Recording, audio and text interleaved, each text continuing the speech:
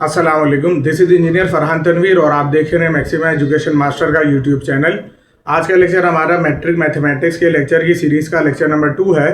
पिछले लेक्चर में जो हमारा लेक्चर नंबर 1 था उसके अंदर हमने रेशो के बारे में पढ़ा था और आपको एक्सरसाइज 18.1 हमने पूरी मुकम्मल करवा दी थी। आज का जो लेक्चर है हमारा ये एक्सरसाइज 18.2 के बारे में होगा। तो आज के लेक्चर के जो हमारे ऑब्जेक्टिव्स हैं वो हमें एक्सरसाइज 18.2 को आज कंप्लीट करना है। इससे पहले कि हम एक्सरसाइज 18.2 को स्टार्ट करें, कुछ छोटी सी चीज़ है जो आपको पहले समझनी है ताकि आपको सवालात के अंदर आसानी हो जाए। तो देखो बेटा, याद रखो कि जब हम बात करते हैं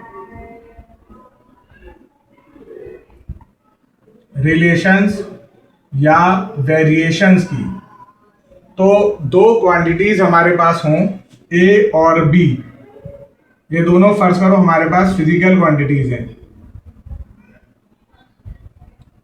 फिजिकल क्वांटिटीज ऐसी क्वांटिटीज को कहा जाता है जिनको आप मेजर कर सकते हैं, जिनको आप नाप सकते हैं। तो हमारे पास दो क्वांटिटीज के दरमियान दो तरह के रिलेशंस होते हैं। एक रिलेशन कहलाता है या दो तरह के वेरिएशंस होते हैं। वेरिएशन या रिलेशन का मतलब क्या होता है कि आप एक क्वांटिटी के अंदर कोई चीज़ को चेंज करें जिसकी वजह से दूसरी क्वांटिटी के अंदर भी तब्दीली आ जाए। यानी एक वैल्यू को आपने तब्दील करा, एक क्वांटिटी को आपने तब्दील करा जिसकी वजह से दूसरी क्वांटिटी के अंदर भी आपको चेंज मिलने लगे, तो इसको कहा जाता है वेरिएशन। यानी a change in a particular physical quantity if causes other physical quantity to be changed then this is called a relation और वेरिएशन। अब ये जो वेरिएशन या रिलेशन होता है ये हमारे पास दो तरह के होते हैं, ठीक है। यानी फिजिकल क्वांटिटीज की जो वेरिएशंस होती हैं वो हमारे पास दो तरह की होती हैं। एक कहलाती है डायरेक्ट रिलेशन और दूसरी कहलाती है इनवर्स रिलेशन। वैसे आप लोगों ने 9th क्लास के अंदर भी डायरेक्ट रिलेशन और इनवर्स रिलेशन के बारे में पढ़ा होगा। बहरहाल मैं दोबारा बता देता हूं, अगर आप एक क्वांटिटी को बढ़ा रहे हैं और उसकी वजह से जो दूसरी क्वांटिटी है आपकी वो कम हो रही है, या एक क्वांटिटी को आप घटा रहे हैं जिसकी वजह से दूसरी क्वांटिटी आपकी बढ़ रही है, तो ये कहलाती है इनवर्स रिलेशन। मिसाल के तौर से आप एक घर कंस्ट्रक्ट कर रहे हैं, तो घर बनाने का जो पीरियड है या घर बनाने का जो अरसा है और मजदूरों की जो तादाद है ये आपस में इनवर्सली प्रोपोर्शनल है। अगर आप मजदूरों की तादाद को बढ़ाओगे तो आपका घर जल्दी बन जाएगा। यानी घर बनने के लिए जितने डेज की आपको ज़रूरत पड़ती है वो डेज कम हो जाएंगे अगर आप मजदूरों की तादाद को बढ़ाओगे। तो मजदूरों की तादाद बढ़ने से मकान बनाने का अरसा बेटा क्या हो रहा है, कम हो रहा है, इनवर्स रिलेशन हुआ। या मजदूरों की तादाद को कम कर दोगे तो मकान बनाने का अरसा बढ़ जाएगा। तो एक क्वांटिटी को कम करने से अगर दूसरी क्वांटिटी बढ़ने लग जाए या एक क्वांटिटी को बढ़ाने से दूसरी क्वांटिटी कम होने लगे तो इस प्रोपोर्शन को या इस रिलेशन को या इस वेरिएशन को इनवर्सली प्रोपोर्शनल कहते हैं, ठीक है। तो अगर मैंने कभी इनवर्सली प्रोपोर्शनल के लिए काम करना है या इनवर्स वेरिएशन के लिए काम करना है तो इसको लिखने का तरीका आप लोग देख लें। ए इनवर्सली प्रोपोर्शनल है बी के, ये सारा लिखा जाता है हमेशा। एक क्वांटिटी ऊपर होगी दूसरी नीचे होगी। जब भी इस तरह लिखा जाएगा तो कैसे पढ़ेंगे, ए इनवर्सली प्रोपोर्शनल है बी के। इसके अलावा जो मेरे पास दूसरी वेरिएशन है ये डायरेक्टली प्रोपोर्शनल या डायरेक्ट वेरिएशन कहलाती है। अब डायरेक्ट वेरिएशन के अंदर बेटा क्या होता है, डायरेक्ट वेरिएशन के अंदर ये होता है कि आप एक क्वांटिटी को बढ़ाते हैं तो दूसरी वाली क्वांटिटी भी बढ़ जाती है, या आप एक क्वांटिटी को घटाते हैं तो दूसरी वाली क्वांटिटी भी आपकी घट जाती है। ये कहलाती है डायरेक्ट रिलेशनशिप। समझे? इसको लिखने का तरीका बहुत सिंपल है। ए प्रोपोर्शनल है बी के, ये प्रोपोर्शनैलिटी का निशान है, साइन ऑफ प्रोपोर्शनैलिटी। तो अगर अब इसकी मिसाल क्या है, इसकी मिसाल ये है कि फर्ज करें आप जो है वो चाय में ज्यादा चीनी मिला रहे हैं तो मिठास बढ़ जाएगी। तो जितनी ज्यादा आप चीनी मिलाएंगे उतनी ज्यादा मिठास में इजाफा हो जाएगा। तो मिठास और शुगर की जो अमाउंट है ये आपस में डायरेक्टली प्रोपोर्शनल है। अब एक बड़ी इंपॉर्टेंट बात बेटा आपको याद रखनी है, क्योंकि जो हम एक्सरसाइज अभी सॉल्व करेंगे उसके अंदर ये चीज बहुत ज्यादा हमारे काम आएगी। और वो बड़ी इंपॉर्टेंट बात ये है कि जब भी ये प्रोपोर्शनैलिटी का निशान हटता है ना, चाहे इनवर्स वेरिएशन हो चाहे डायरेक्ट वेरिएशन हो, जब भी प्रोपोर्शनैलिटी का निशान हटेगा तो इक्वल टू के साथ कांस्टेंट आएगा। ये जो के है इसको कहते हैं प्रोपोर्शनैलिटी का कांस्टेंट। क्या कहते हैं? प्रोपोर्शनैलिटी कांस्टेंट कहलाता है ये, ठीक है। चाहे डायरेक्ट रिलेशन हो चाहे इनवर्स हो। इनवर्स वाले में भी मैं करके दिखा देता हूं। ए इनवर्सली प्रोपोर्शनल है बी के, जब प्रोपोर्शनैलिटी का निशान हटेगा तो इक्वल टू के साथ कांस्टेंट आ गया। बी वहां ले जाओ अगर दी जा रहे हैं तो ए बी इक्वल टू के या a b equal to constant. सही है। तो ये बात याद रखनी है कि वेरिएशन दो तरह के हो गए, डायरेक्ट और इनवर्स या इनवर्सली प्रोपोर्शनल, और दूसरा एक है जब प्रोपोर्शनैलिटी का निशान हटेगा तो इक्वल टू के साथ कांस्टेंट आ जाएगा। अब हम अपनी एक्सरसाइज 18.2 को स्टार्ट करते हैं। इंशाल्लाह कोशिश करेंगे कि इसी लेक्चर के अंदर इसको कंप्लीट भी कर लें।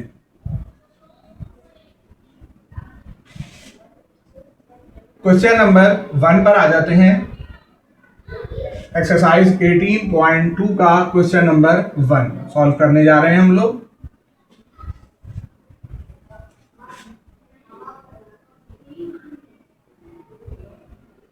आप अपने पास बुक भी ओपन कर सकते हैं, वरना मैं साइड में इंशाल्लाह ताला इसके आपको डिस्प्ले हो रहे होंगे क्वेश्चंस, ठीक है ना, तो आप वहां से भी देख सकते हैं।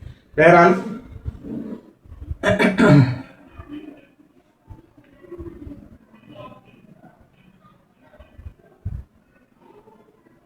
18.2 का क्वेश्चन नंबर 1 ये कहता है if y varies directly as x। If जब भी होगा ना बेटा सवाल में तो आपने लेट करना है। तो सबसे पहली बात तो ये कि let y varies directly as x।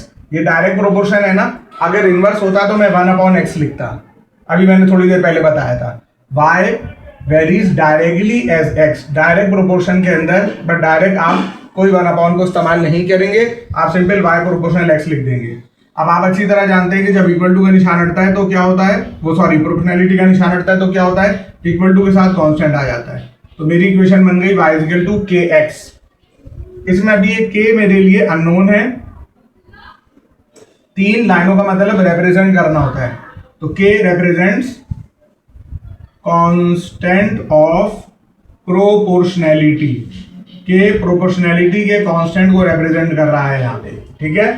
अब उसने बेटा के की वैल्यू निकालने के लिए हमें कुछ डाटा दिया हुआ है, जो आप क्वेश्चन में भी देख सकते हैं, साइड पे आपके क्वेश्चन आ रहे हैं कि y की वैल्यू अगर 10 है तो उस वक्त x की वैल्यू 3 है। तो ये वैल्यू जो आपको उसने दी हुई है ना क्वेश्चन के अंदर, ये इसलिए दी हुई है कि आप k पहले निकाल लो। तो आप इस इक्वेशन को इक्वेशन नंबर 1 का नाम दे दो, और आपने यहां लिखा कि गिवन y बराबर है 10 के जब x बराबर है 3 के। इसको पुट कर दो इक्वेशन 1 में। नाउ 1 इंप्लाइज दैट 1 बन जाएगी, y की क्या आएगा बताओ, 10 इज इक्वल टू k की k रहेगा, x की 3 आ जाएगा। तो यहां से आपके पास k की वैल्यू आ गई 10/3। इस वैल्यू को उठा के दोबारा इक्वेशन 1 में पुट कर दो, ताकि k जो अननोन था वो अब हमें पता चल जाए कि क्या है। तो 1 पुट इन 1 इंप्लाइज दैट, इसका मतलब होता है 1 बन जाएगी, 1 implies that y equal to k की आ गया 10/3x। इसको अब आप इक्वेशन नंबर 2 का नाम दे दो, क्योंकि आगे के जो पार्ट है इस क्वेश्चन में वो इसी को यूज करते हुए सॉल्व होंगे। अब देखो वो हमें क्या कह रहा है।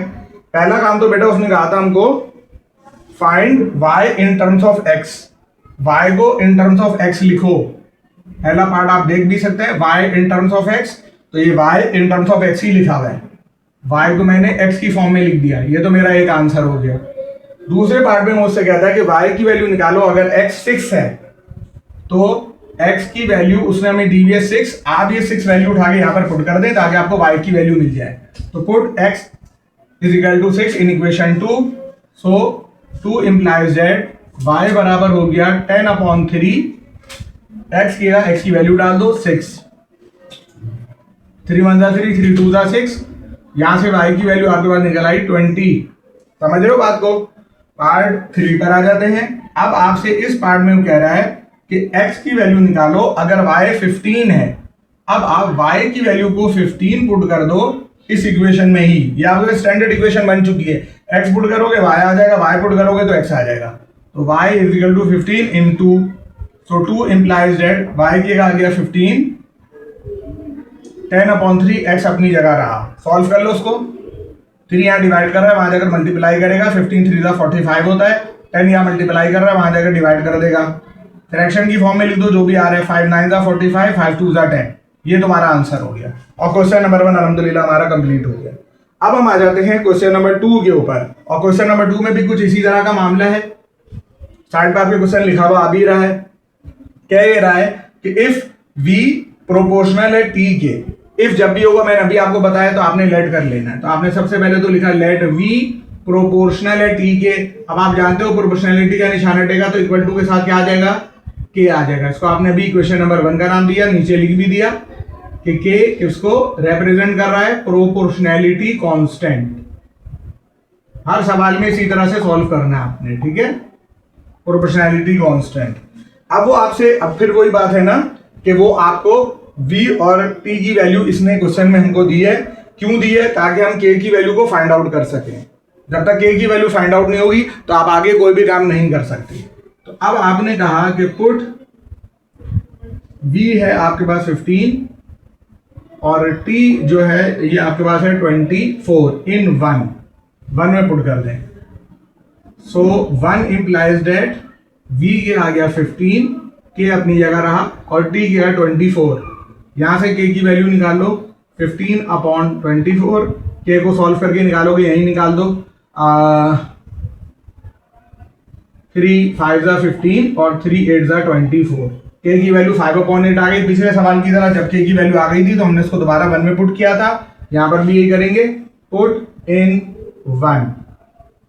So 1 implies that v is equal to kt, k की का 5 अपॉन 8 आ गया, t की t की वैल्यू है। तो आपके पास ये इक्वेशन बन गई 5t अपॉन 8, ये आपके पास v की वैल्यू निकल आई। सही है, इक्वेशन नंबर 2 बिल्कुल इसी की तरह। यहाँ सवाल y और x में था, यहाँ पर v और t के जबान में सवाल है, इससे कोई फर्क नहीं पड़ता।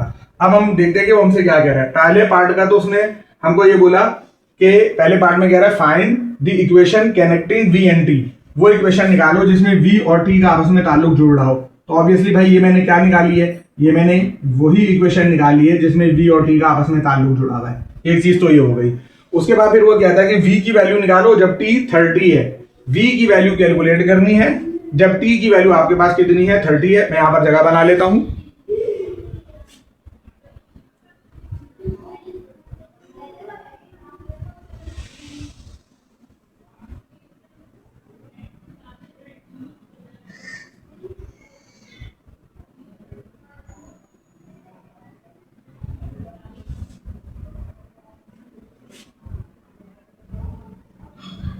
अच्छा जाना, तो दूसरे पार्ट में कह रहा है v निकालो जब t 30 है।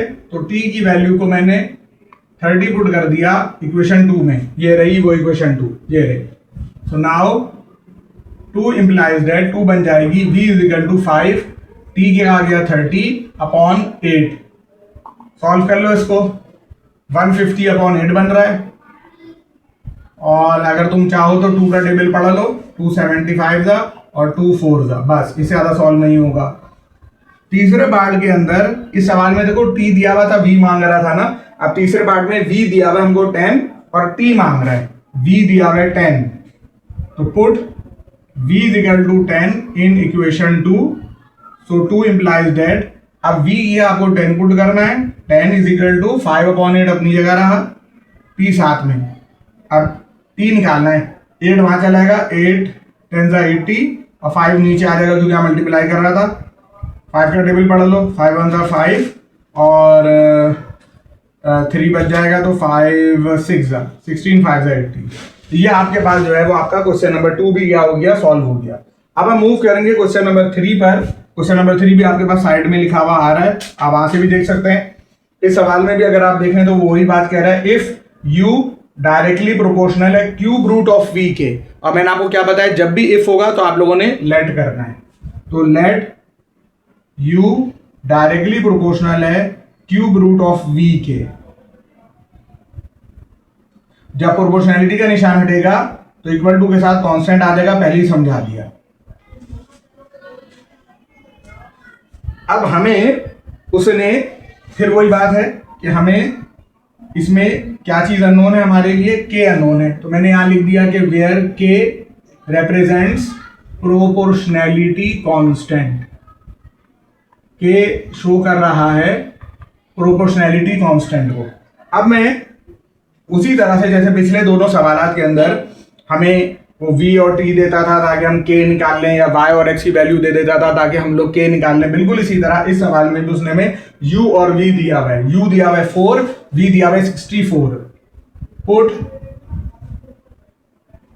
u है 64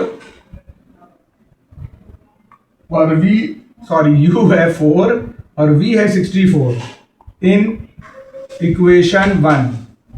ये क्यों दिया हुआ होता है? ताकि हम लोग k निकाल लें। u की जगह मैं वैल्यू डालूंगा 4, k अपनी जगह, और यहां आ गया क्यूब रूट 64 का। अच्छी तरह आप लोग जानते हैं, 9 क्लास में पढ़ चुके हैं कि क्यूब रूट का मतलब होता है 1/3 पावर। क्या हम 64 को 4 का क्यूब लिख सकते हैं? तो जवाब है बिल्कुल। 3 से 3 कैंसिल हो गया। 4 = k × 4 यहां मल्टीप्लाई कर रहा है, वहां जाकर डिवाइड करेगा, यहां से k की वैल्यू आपके पास 1 आ गई। तो अब आप ये k की वैल्यू 1 यहां पर पुट कर दें ताकि आपके पास एक स्टैंडर्ड इक्वेशन बन जाए। तो 1 इंप्लाइज दैट u बराबर हो गया k का 1 क्यूब रूट ऑफ v। तो यहां से u की वैल्यू आ गई क्यूब रूट ऑफ v। ये आपके पास इक्वेशन नंबर 2 तैयार हो गई बाकी पार्ट्स के लिए। अब आप अगर देखें तो उसने इनमें भी उसी तरह से आपको 2 पार्ट्स कैलकुलेट करने कहे हैं। u की वैल्यू निकालने कह रहा है जब v 216 है, और फिर कह रहा है कि v की वैल्यू निकालो जब u 5 है। तो ये मैं पुट कर देता हूं, इसको जगह बना लेता हूं थोड़ी सी।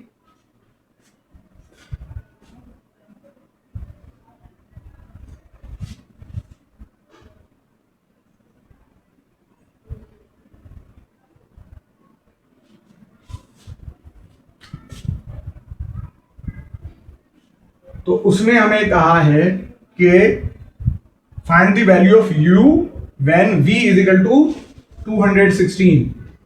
तो v की वैल्यू 216 पुट कर रहा हूं मैं इक्वेशन 2 में। तो 2 इंप्लाइज दैट u बराबर है क्यूब रूट 216 के। ठीक है भाई। तो अभी मैंने थोड़ी देर पहले भी आप लोगों को बताया कि क्यूब रूट का मतलब होता है पावर 1/3। अब किस चीज की पावर 216, किस चीज का हम क्यूब करेंगे 216 आ जाए? बेटा 6 का। 6 6 36 होता है और 36 6 216 होता है। तो अब आप इसको हटाओ और यहां पर 6 का क्यूब लिख दो और यहां पर पावर 1/3, दोनों कैंसिल हो गए। यहां से u की वैल्यू आपके पास आ गई 6। ठीक है, ये एक हो गया। अब फिर वो काम करेगा। अब u दिया हुआ है और v मांग रहा है। u कितना दिया हुआ है देख लेते हैं। u दिया हुआ है 5, इसको 2 में पुट कर दो। 2 इंप्लाइज दैट u की जगह लिखना है 5, यहां पर है क्यूब रूट v। फिर वही बात, क्यूब रूट का मतलब बेटा क्या होता है 1/3। 1/3 को कैंसिल करने का तरीका क्या है? एक तो तरीका ये है कि यहाँ पर 1/3 है ना पावर, अगर दूसरी साइड पर ले आऊंगा तो वहां जाकर उलट जाएगी पावर, तो 1/3 का 3 हो जाएगा। दूसरा तरीका तुम लोग ऐसे समझोगे, cubing on both sides. Cubing on both sides. तो जैसी क्यूबिंग ऑन बोथ साइड्स करोगे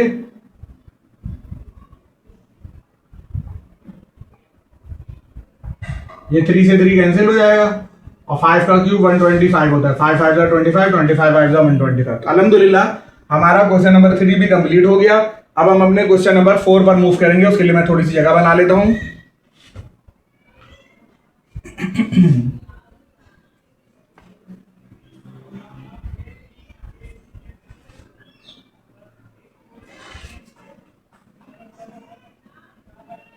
क्वेश्चन नंबर 4 पर अब हम जा रहे हैं।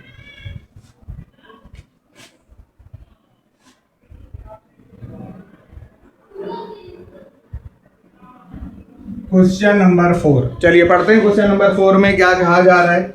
If f varies directly as m cube. If जब भी होगा क्या पढ़ाया था मैंने? लेट करना है। तो सबसे पहले तो हमने लिखा कि let f varies directly as m cube.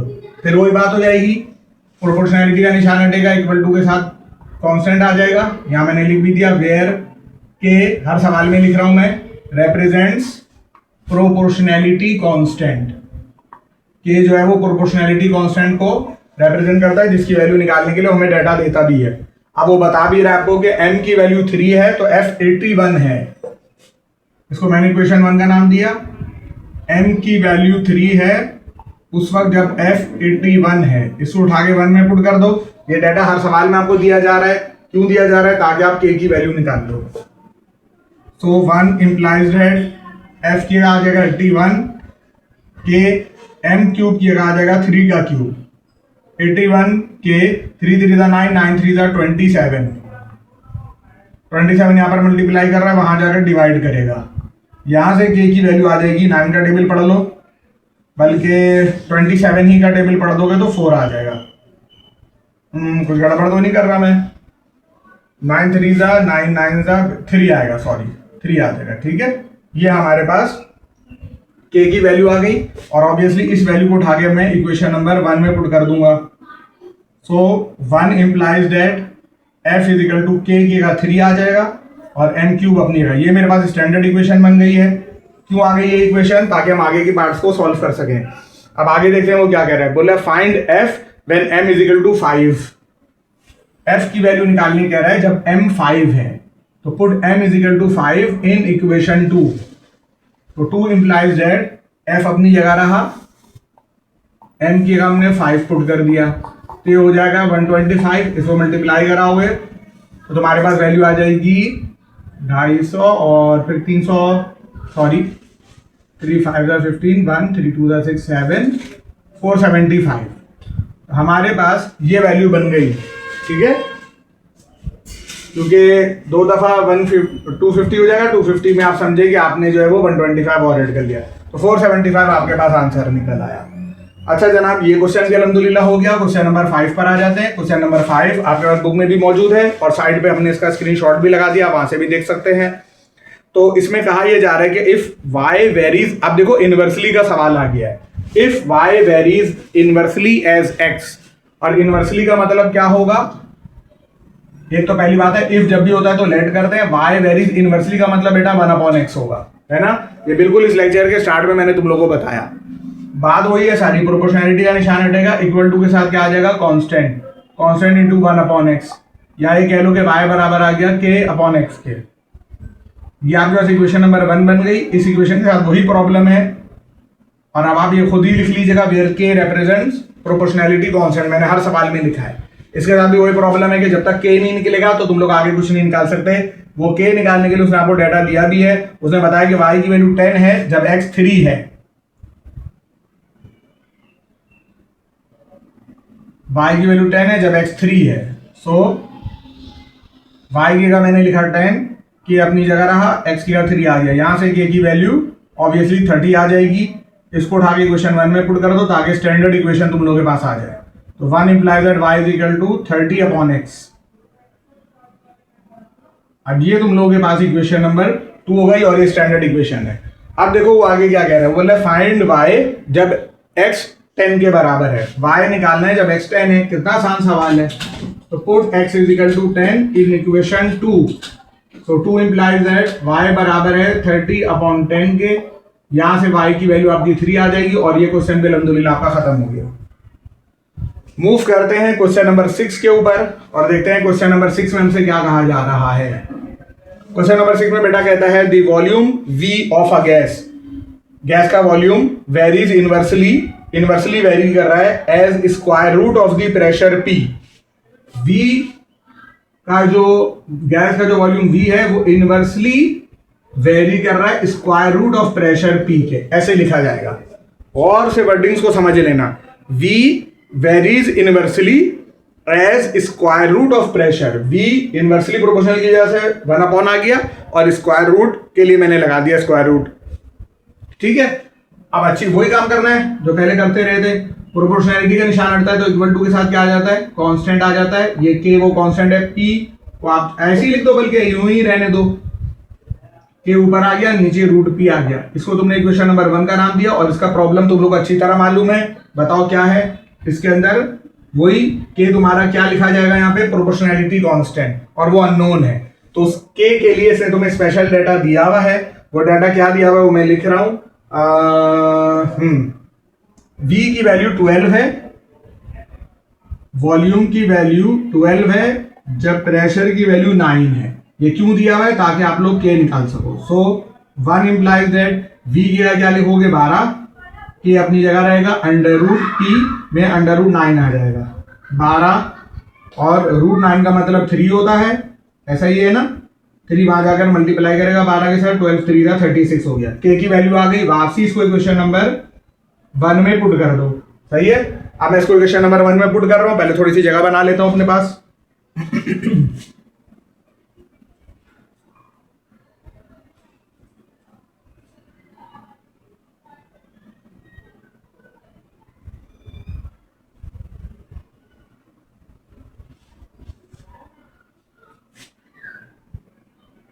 So 1 implies that v बराबर है के की का बेटा क्या आ जाएगा 36 अपॉन √p।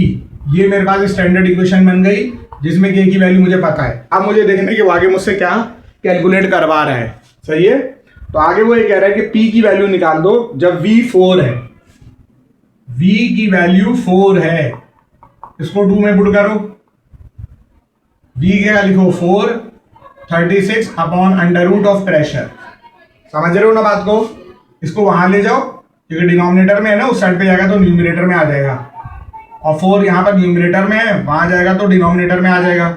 ये वैल्यू आ जाएगी बेटा 9। तुम्हें p बेटा निकालना है। कैसे स्क्वायर रूट खत्म होता है, स्क्वायरिंग बोथ साइड्स करके, taking square on both sides. दोनों साइडों पे स्क्वायरिंग कर दो ताकि रूट कैंसिल हो जाए। यहां से p की वैल्यू तुम्हारे पास आ गई 81, और ये तुम्हारा आंसर हो गया अल्हम्दुलिल्लाह। ये क्वेश्चन पे अल्हम्दुलिल्लाह हमारा खत्म हो गया। क्वेश्चन नंबर 7 पर अब हम आ जाते हैं और देखते हैं क्वेश्चन नंबर 7 में हमसे क्या कह रहा है। बेटा जब भी इफ हुआ करे, क्वेश्चन नंबर 7 की वर्डिंग आप लोग देख लें, जब भी इफ हुआ करे तो लेट करना है। तो लेट f इनवर्सली प्रोपोर्शनल है r स्क्वायर के, यही दिया हुआ है ना। प्रोपोर्शनैलिटी का निशान हटता है तो इक्वल टू के साथ क्या आ जाता है, k आ जाता है। ये मेरे पास एक इक्वेशन बन तो गई, लेकिन इसका प्रॉब्लम तुम लोग अच्छी तरह जानते हो, और तुम लोग ये जानते हो कि मैं नीचे क्या लिखूंगा, वेयर के रेप्रेजेंट्स प्रोपोर्शनैलिटी कांस्टेंट। ठीक है, के रेप्रेजेंट कर रहा है किसको, प्रोपोर्शनैलिटी कांस्टेंट को। और इस के को निकालने के लिए हमें लाजमन तौर से डाटा देगा जो उसने दिया हुआ भी है। उसने कहा है कि एफ की वैल्यू 8 है जब आर की वैल्यू 2 है, तो put f is equal to 8, r is equal to 2 in equation 1. So 1 implies that f की का क्या आ जाएगा बेटा 8, k की का के ही रहा, r स्क्वायर है ना, इसके आ जाएगा 2 का स्क्वायर, तो 8 k अपॉन 2 का स्क्वायर 4, 8 4 का 32। ये तो हमारे पास k की वैल्यू निकल आई। इस k की वैल्यू को यहां पुट कर दो ताकि इक्वेशन स्टैंडर्ड फॉर्म के अंदर कन्वर्ट हो जाए। तो 1 implies that f बराबर हो गया के की का आ जाएगा 32 अपॉन आर स्क्वायर। ये तुम्हारे पास एफ की वैल्यू निकल आई, स्टैंडर्ड फॉर्म में कन्वर्ट हो गया है। अब यहां पर 2 पार्ट्स वो दे रहा है स्टार्टिंग के क्वेश्चंस की तरह। बोला एफ निकालो जब आर 5 है, आर 5 दिया हुआ है बेटा, एफ निकालना है। तो एफ बराबर हो गया 32 अपॉन 5 का स्क्वायर। सॉल्व करोगे तो 32 अपॉन 25 आ जाएगा। ये तो एक आंसर हो गया। इसी का दूसरा पार्ट भी दिया हुआ है, दूसरे पार्ट को भी देखो।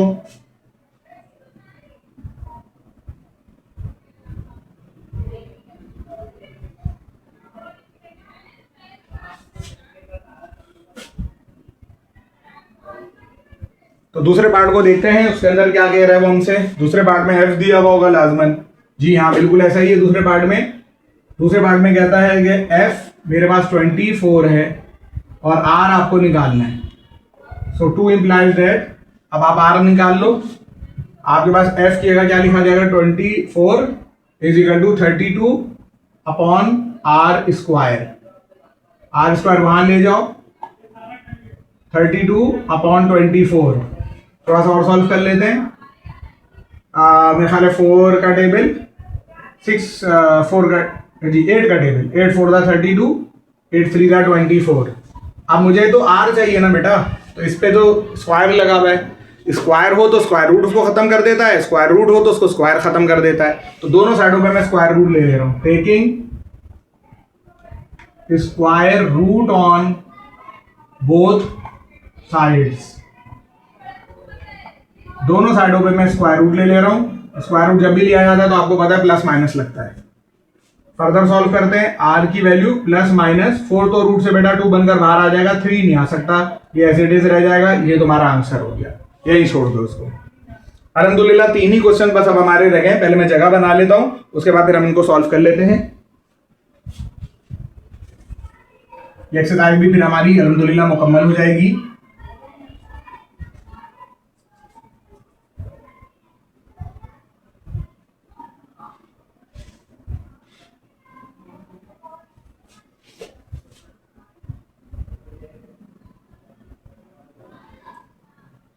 जनाब क्वेश्चन नंबर 8 है ये, और इसमें कहता है cube root of x, the cube root of x. अब क्यूब रूट पता है ना कैसे लिखते हैं, स्क्वायर रूट बेटा इस तरह लिखते हैं, क्यूब रूट के लिए यहाँ 3 लिख देते हैं, फोर्थ रूट होगा तो 4 लिख देंगे, फिफ्थ रूट होगा तो 5 लिख देंगे।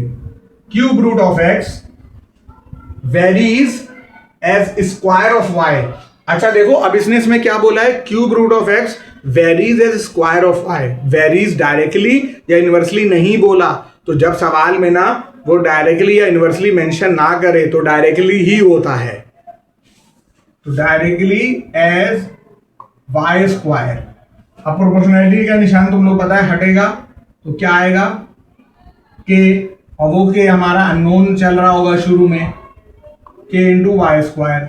ये हमारे पास इक्वेशन नंबर 1 हो गई। अब उसने के निकालने के लिए नीचे आपने वही बात लिखनी है जो मैंने पहले भी आपको बताई है, मैं बार बार बेटा पूरा नहीं लिख रहा, आप लिख लेना के रिप्रेजेंट प्रोपोर्शनैलिटी कांस्टेंट।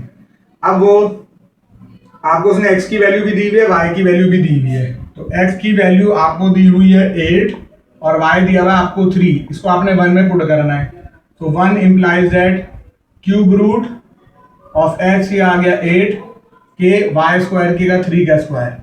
बेटा क्यूब रूट का मतलब पहले भी अभी बताया ना मैंने, 1/3 को कहते हैं, के 3 का स्क्वायर सबको पता है 9 होता है। क्या मैं 8 को किसी का क्यूब लिख सकता हूं? बिल्कुल, 2 का cube, 2 to the 4, 4 to the 8, और यहाँ 9 के आ गया, ये 3 से 3 कैंसिल हो गया, तो के की वैल्यू तुम्हारे पास आ गई 2/9। ये 2/9 जो वैल्यू है इसको उठा के क्वेश्चन नंबर 1 में पुट कर दो, पुट इन 1।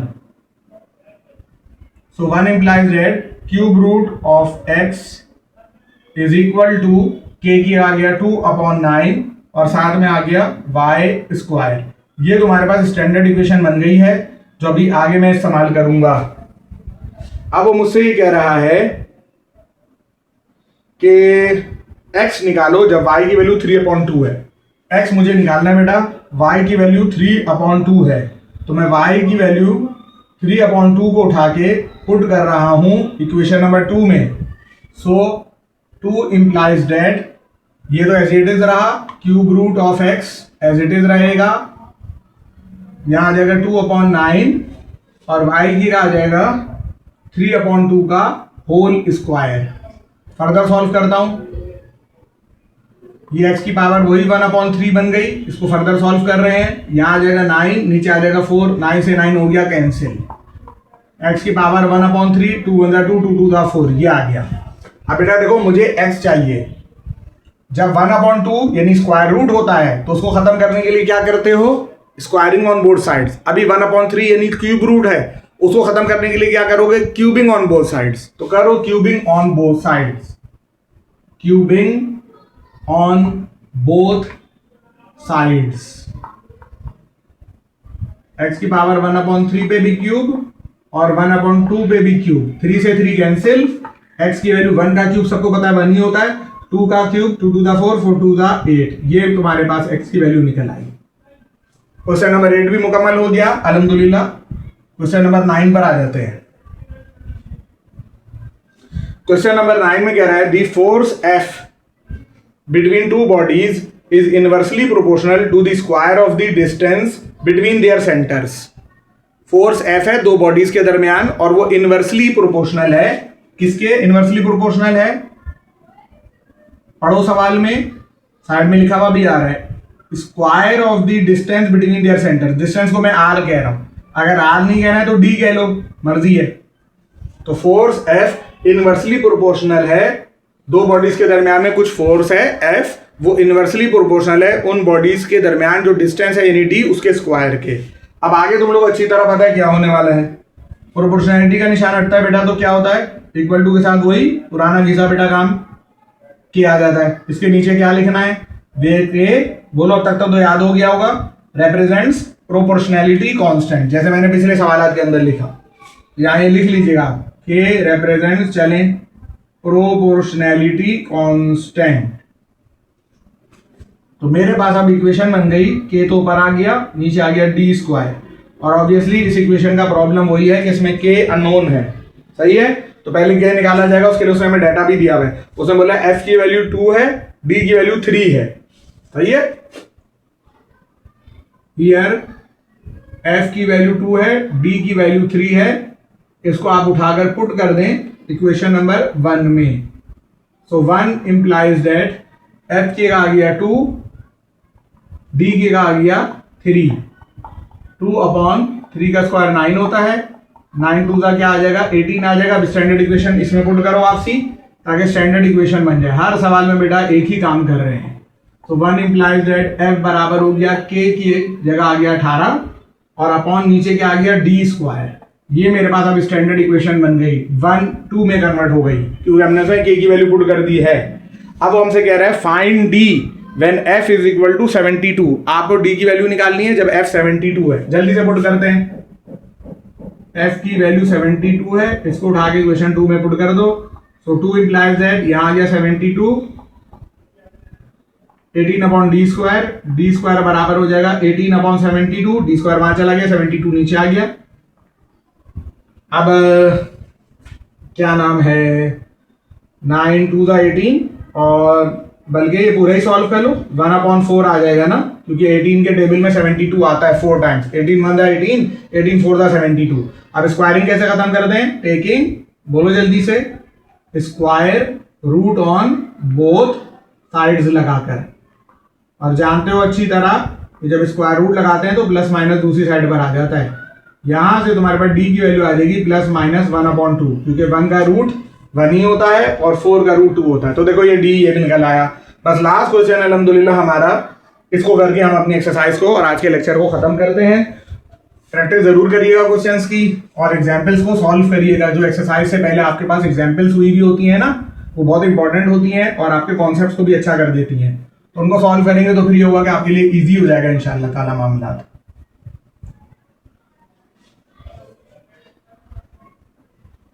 लास्ट क्वेश्चन है एक्सरसाइज का और ये है क्वेश्चन नंबर 10। इफ दिया हुआ बेटा, अब तक तो रट गया होगा कि जब भी सर इफ बोलते हैं तो हमको लेट करना होता है। तो पहले तो लेट कर लो, लेट y इनवर्सली प्रोपोर्शनल है x माइनस 5 के।